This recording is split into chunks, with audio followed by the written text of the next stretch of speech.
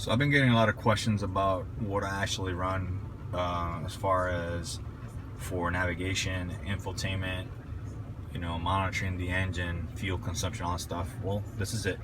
I run an iPad mini, as I have another one as a backup, and I use this, which is a Bad Elf Pro. It's a Bluetooth device that it's used by pilots and people in boats, and the reason why is because it reads a lot of different satellites.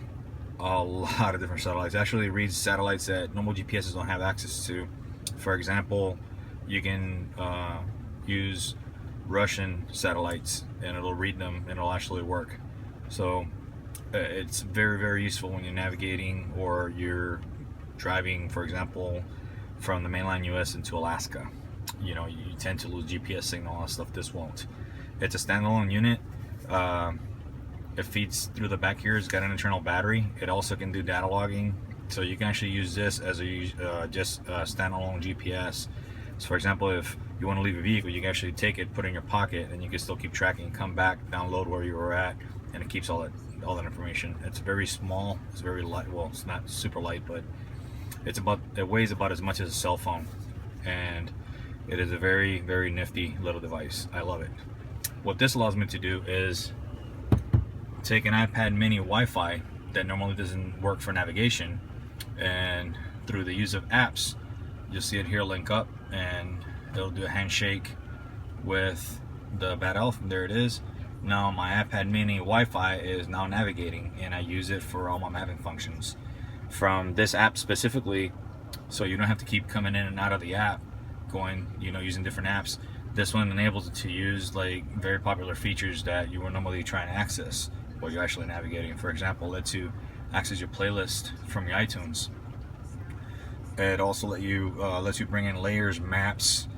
You can look for an address like a regular GPS. I mean, you can even use it for geocaching. It gets that sensitive. It's reading all the satellite data that's being transmitted by the Bad Elf. By the way, the Bad Elf can transmit and hook up with up to 5 devices. So I use it with my iPhone, I use it with my iPad mini, and with my laptop, my MacBook Pro, so that I simultaneously track, use datum features and data on all my mapping requirements for like my photos and videos. I can actually geolocate them.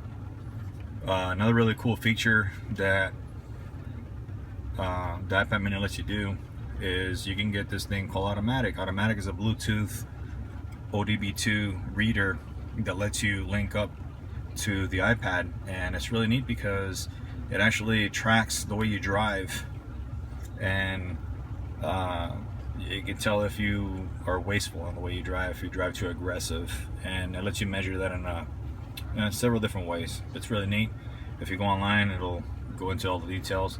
Another real neat feature of having the Automatic, it's the Automatic 2 by the way, it links up through Bluetooth through an iPad Wi-Fi.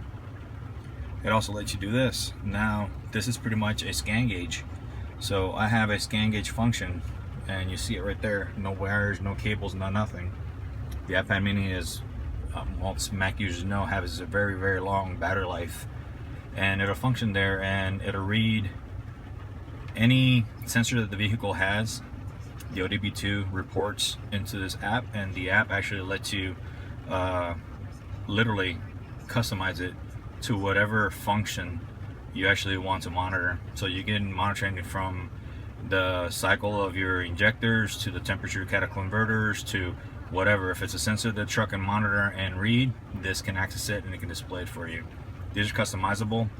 It can look like this, analog style gauges, or it can just as easily look like this, that I made them that way so they can match my my dash. It does a bunch of other stuff. The iPad also lets you link up and communicate with other actually voice features, because the iPad Wi-Fi doesn't have the capability to use network data that normally would be on your cell phone. You would think that it's actually handicapped by that, but it isn't, because you can actually link it up to your phone like I do right here. I have it linked up to my iPhone, and it pulls all the 3G data that it needs from my iPhone. Basically my iPhone becomes a hotspot. I can plug it in and put it in somewhere else, And through the vehicle, I can just answer the phone through the iPad, which is all linked up into the vehicle's communication entertainment system. So the iPad basically becomes your communication center and your control center and your navigation center and your data monitoring center and whatever other app you want to load on there.